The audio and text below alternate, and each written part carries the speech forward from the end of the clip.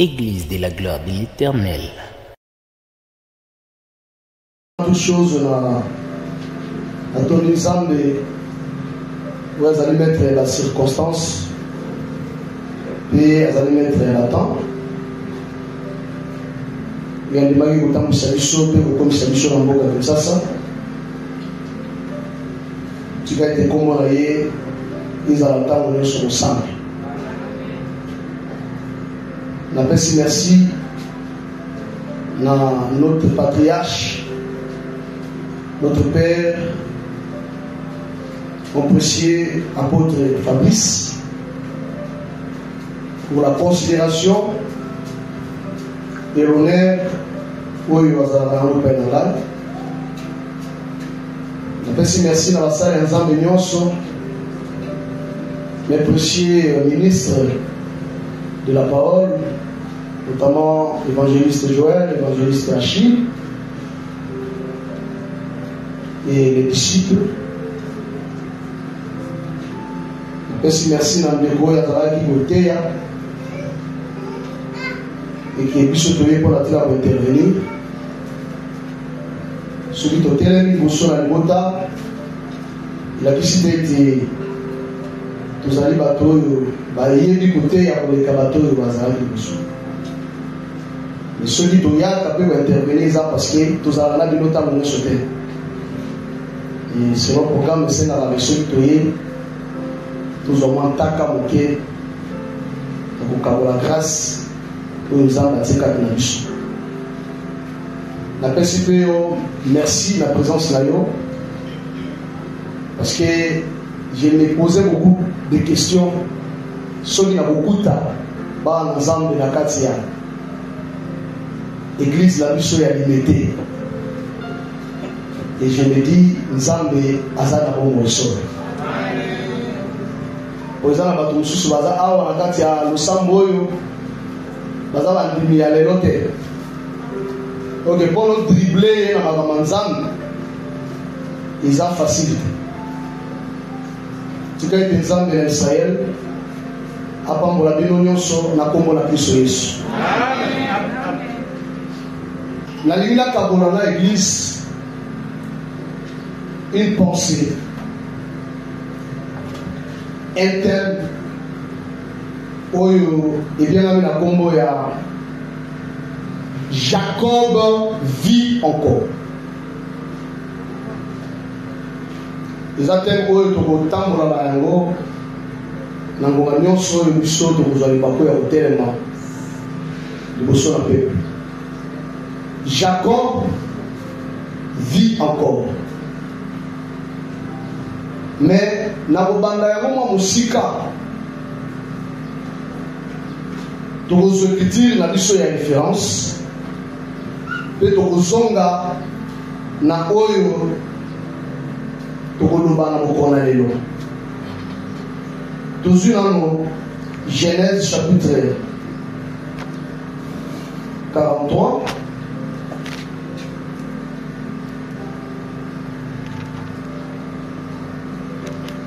Genèse chapitre 43, Batangue Busso, dans verset 26. Genèse 43, verset 26, nous lisons au nom de Seigneur Jésus-Christ. Quand Joseph fut arrivé à la maison, Tango Joseph a commis la Katianda, parce qu'il y a banda, ils lui offrirent les présents qu'il avait apportés. Et ils se prosternèrent entre terre devant lui. Il leur demanda comment il se portait.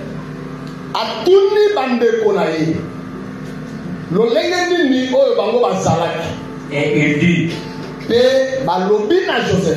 votre vieux père, Joseph alobi na bango alobi tata na bino ya mpaka oyo bino boyebisi ngai oyo bino bolobi mpo na ntina na ye. C'est-à-dire on doit comprendre d'abord que les frères de Joseph ont témoigné, ont parlé à Jacob et pas à Joseph. Nzamba pambola biso. Alors dit votre vieux père tata na bino ya mokolo o bino bolobi donc mon précieux est-il en bonne santé? est-ce que azan na santé ya malamu? Est-ce que azan na bokolo ngonu ya nzoto? OK? Vit-il encore? Est-ce que aobi kalisusu? Nzamba pambola biso. Amen. Est-ce que aobi kalisusu? Yoka? Ils répondirent, Va répondre à Joseph.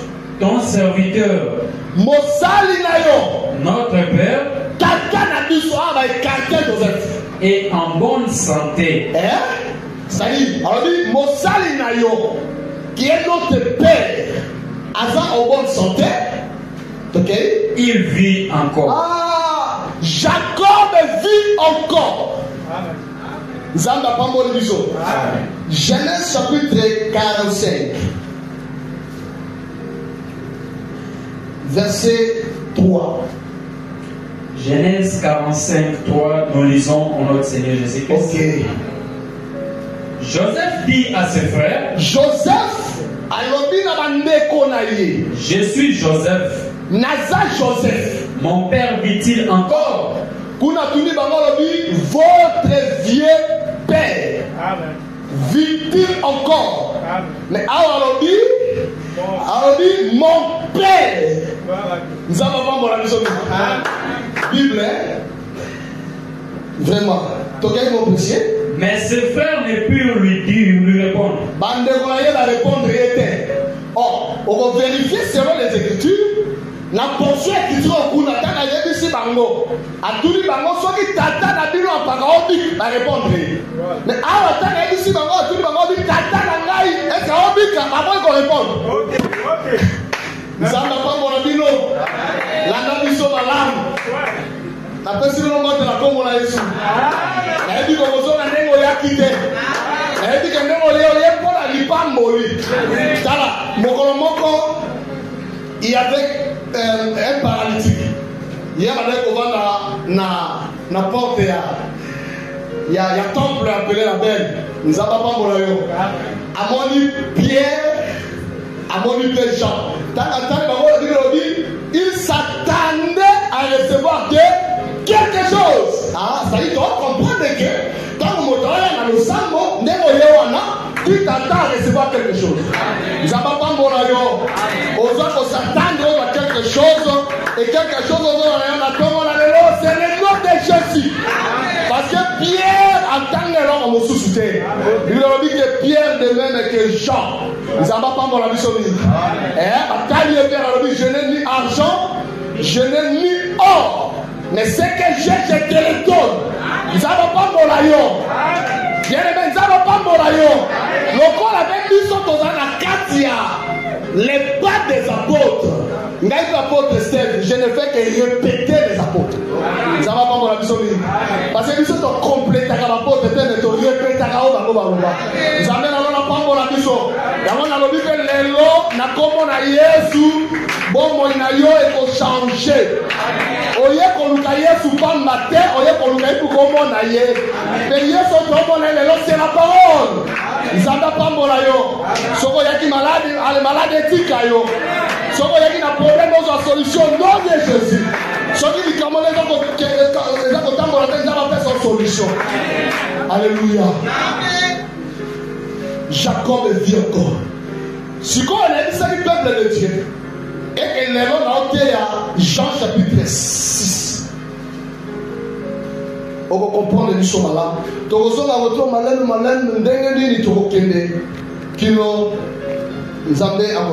Jean chapitre 6.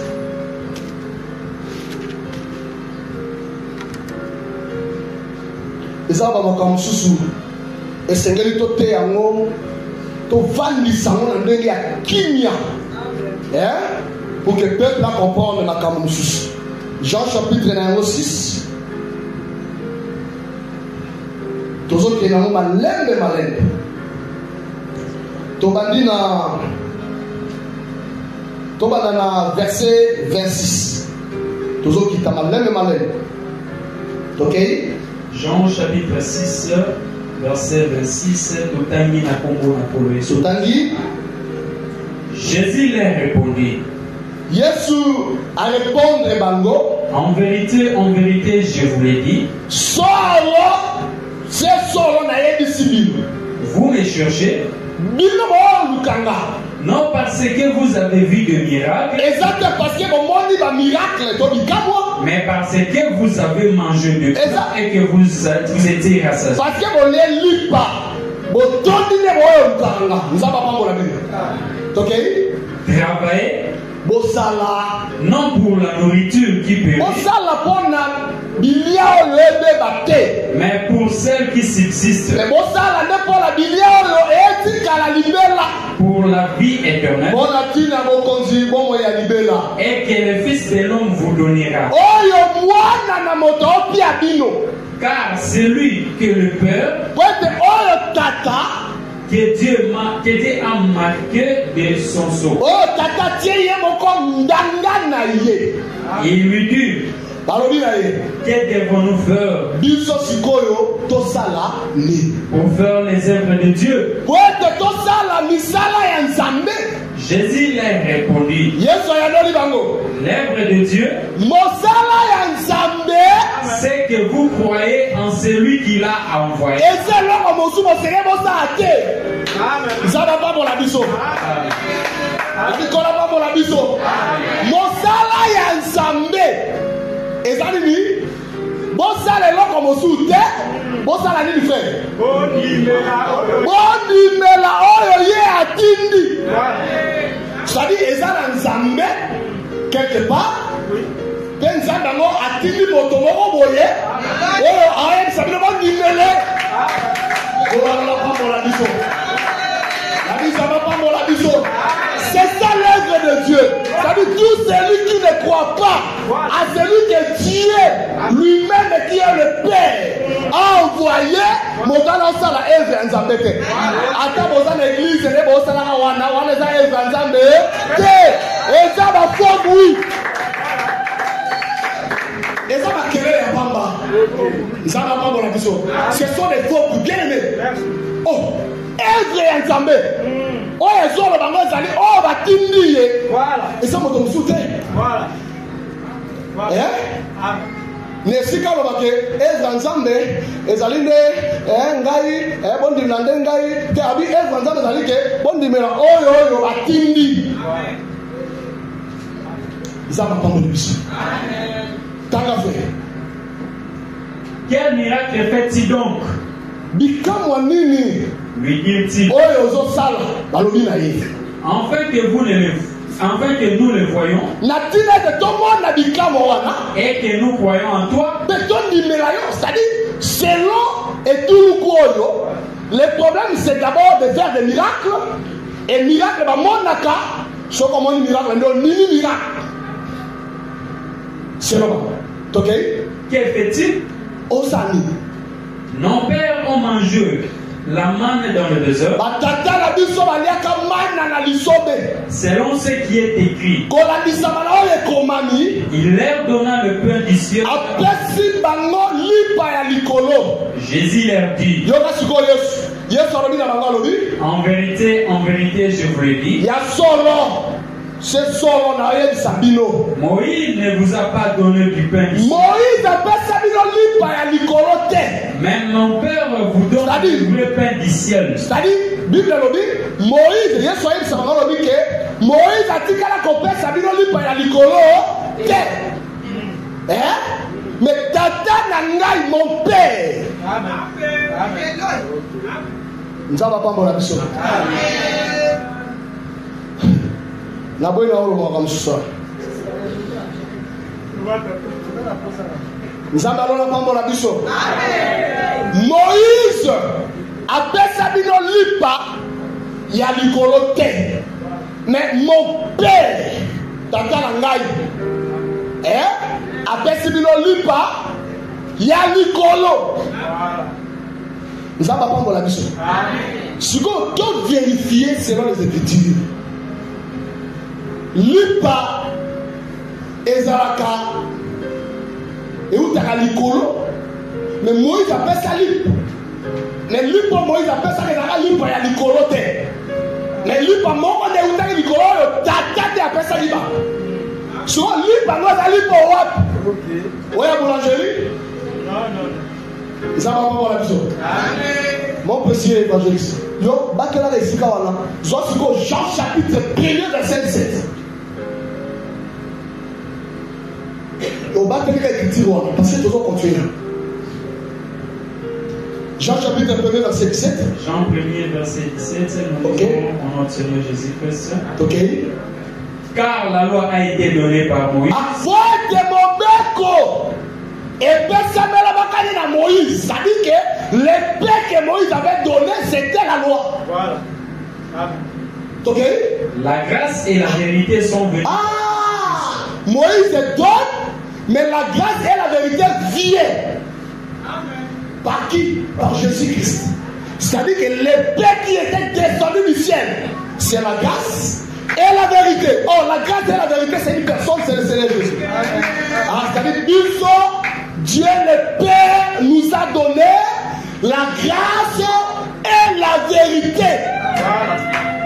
C'est-à-dire Dieu le Père nous a donné les Écritures et l'interprétation des Écritures.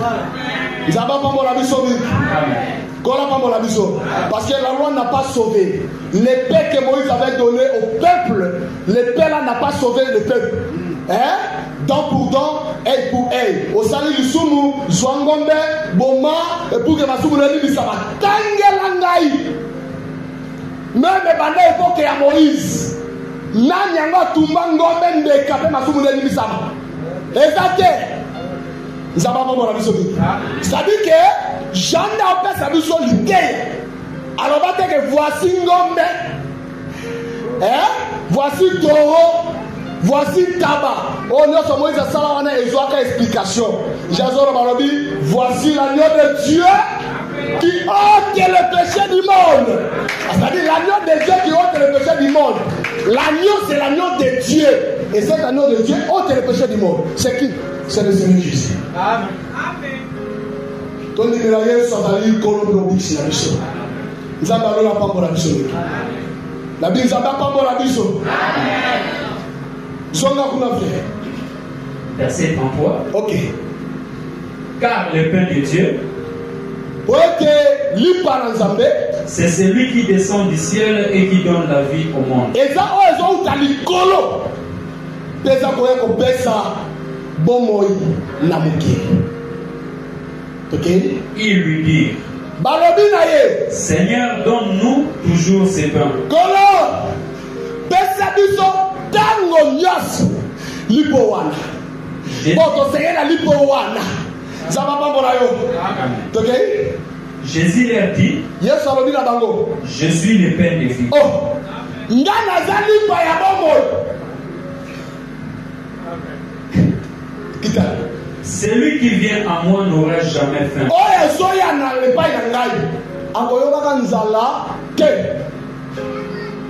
Et celui qui croit en moi n'aura jamais soif.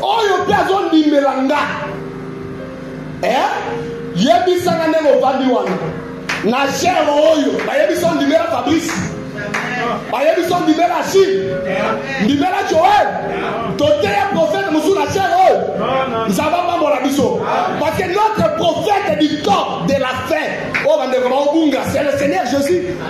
Nous avons pas mon mission. On ne prêche que le Seigneur Jésus. C'est la confusion. Oh, tant que le compte à 4 la mutuelle va tout utilement. Alors, il fait son grand bouquet. Verset 35. Oui. Jésus leur dit, je suis le pain de vie. Celui qui vient à moi n'aura jamais. Seigneur Jésus, nous n'avons pas mon ayo. Si vous voyez pas Yesu, vous allez alité. Si vous voyez pas Yesu, chômage est alité. Si vous voyez pas Yesu, maladie est alité. Si vous voyez pas Yesu, célibat est alité. Si vous voyez pas Yesu, vous dites les gens avaient fêté parce que vous voyez pas Jésus. Yo yé pas Jésus aux ananzala pour ani. Oyé pas Jésus au konyo comme na chômage pour ani. Oyé pas Jésus au konyo comme na célibat pour nani. Oyé pas Jésus au konyo comme na maladie pour nani. Celui qui vient en Jésus a connu qu'on continue à souffrir. Amen. Ils n'ont pas mon mission. Tanga. Et celui qui croit en moi n'aura jamais souffert. Oyo piazon di melangai. Akoyo kape posa ya maïté. Bien-aimé, croyons au Seigneur Jésus. Tozon di melandais Seigneur Jésus. Biso tozana moto musu tozon di melazate. Tanga. Mais je vous le dis, vous m'avez vu et vous ne me croyez pas. La yebisi la bino. Bino bo moningai. Kasi bino bo ndimangai te. Tout ce que le Père me donne viendra à moi. Oyo nyonso oyo tata aopianga bakoye pananga. Oyo nyonso tata opianga bakoye pananga. Bien aimé tala na bisa bantu ba mama. Ozalaka très sévère pour na ba na bino. Moi na soka boy classe. Bête ici. Ozomona. Pour ezaba makamususu ezaba problème PA. Kélas. Et kélas ne suffit pas. Moi, je ne vais pas tanga ma lame. Amen. Ça va pas pour la mission.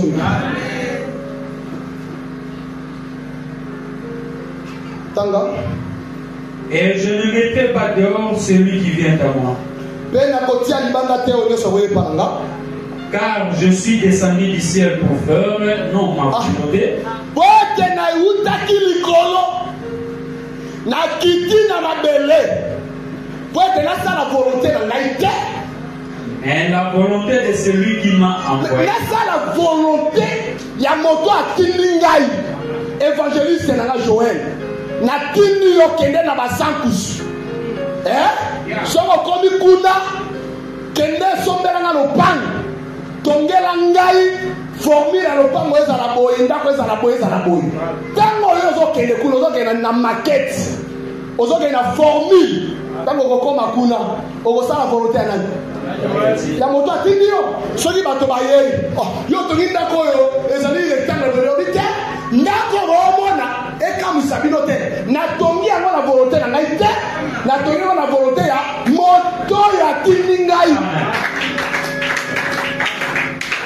Moto atindi ngai lobi ke nasala ngo boye bino bokoya kokritike nga ndenge nini nazosala volonté na ngai te mais je fais la volonté de celui qui m'a envoyé. Amen. Zamba pambola bino. Tokei. Or, la volonté de celui qui m'a envoyé, c'est que je ne perde rien de tout ce qu'il m'a donné.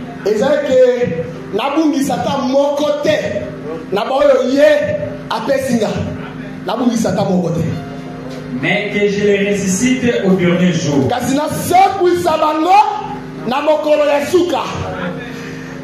Ok? La volonté de mon père. Oh, Bible. C'est la volonté de mon père, c'est quiconque voit le Fils et croit. C'est bateau baza envoûté. Ou bien bateau baza baobo ya makamo nanko na loma. Oui, bi loma. Nzamba pambo la bino.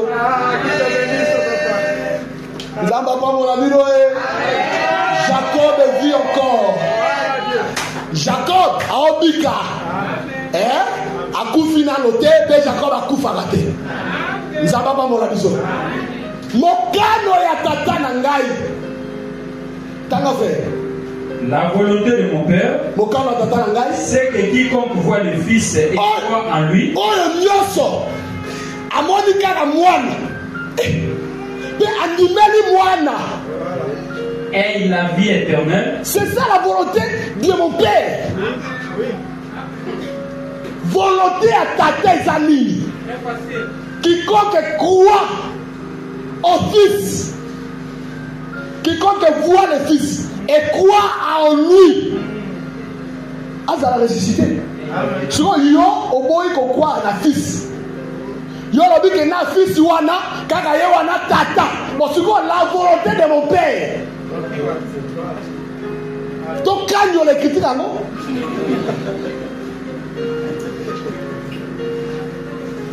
Alléluia. Ça va pas mon abino. Dans la nene bisabino bien aimé. Tozali na promesse ya Daniel chapitre 12. Il y a augmentation et connaissance. Boyebi ya makambo na nzambe. Soki yei. Zéro la Bible. Verset 41. OK. Les Juifs murmuraient à son sujet. Tant que bayoki boye, quand ndenge ba continuer ko miracle.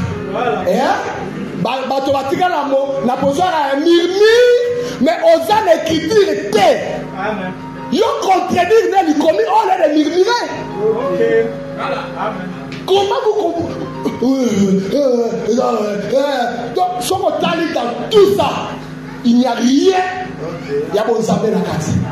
Les arabes ba conflit, les arabes que bato ba découvrir makama mabe, bon sikoyo, il faut qu'on nous ko étouffer tout ça. Mais aucun élu ne sera perdu. Amen. Nous avons pas mon mission. Élu mo ba ko ngazata. Amen. Tanga. Parce qu'il avait dit, je suis le pain qui est descendu du ciel. Et il disait, n'est-ce pas là Jésus, le fils de Joseph? Celui dont nous connaissons le père et la mère. Comment donc il dit je suis descendu du ciel? Fabrice a la biso ba makambo yo e uti wat yo to e bia wat nzaba pa bona biso ndeni ni akola ke a uti likolo parce que to e bia o OK. Jésus leur répondit, ne murmurez pas entre vous. Évitez les murmures. Makamanzambe soko yokango bala liboso. Oyokango malamu te bagluka kabatunaka. Merci beaucoup. Pour murmure et même akaliwa. Murmure c'est l'incrédulité. Oh, un enfant de Dieu qui est enseigné. Même les sora yoki que par le but comment il cherche toujours à poser des questions. Mais les gens refusent de poser des questions. Les gens refusent le partage. Mais les gens se liguent pour combattre l'œuvre du Seigneur. Abou di Saranza Pété.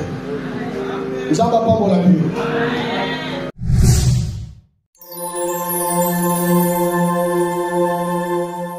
Église de la gloire de l'Éternel.